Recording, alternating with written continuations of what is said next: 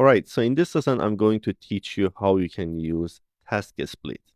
Now, when you are writing a prompt, especially for complex tasks, for example, you want ChatGPT to create a website for you, okay? Creating a website can be complex. It has different parts, and the best way to do this is to tell ChatGPT to split the tasks for you. So we can come here inside the prompt and write down, I want you to create a portfolio website for me. And then I'm going to tell ChatGPT to split this into different tasks and then start with task one, explain it to me, tell me how I have to do this, how I have to assign the codes. Let's say I don't have any knowledge of programming and how I have to do this, then go for the next step, okay? So I wrote down, split this task into a smaller tasks, then explain each task to me and tell me how I have to complete it because I don't have any programming knowledge. Okay, so I'm gonna press enter and then it will split the main task, which is creating a portfolio website for me.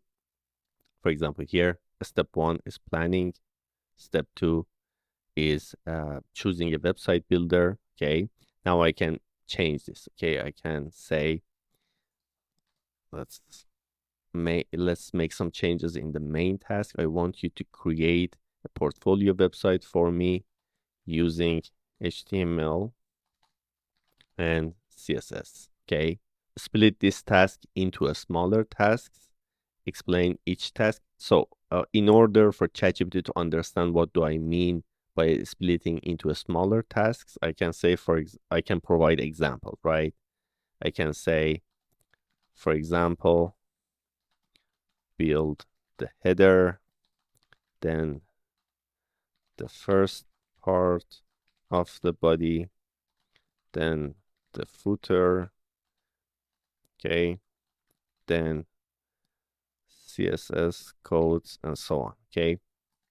So let's save and submit this. And now it understands how I want this main complex task to be divided into or to be splitted into other tasks, okay? So step one, setting up your coding environment. Okay, it is explaining how I have to do this, building the HTML structure, and then it is providing the codes for me.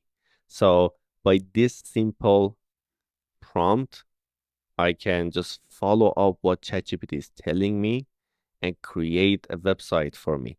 But don't worry about this. This was just an example to tell you how you can split different complex tasks into a smaller ones.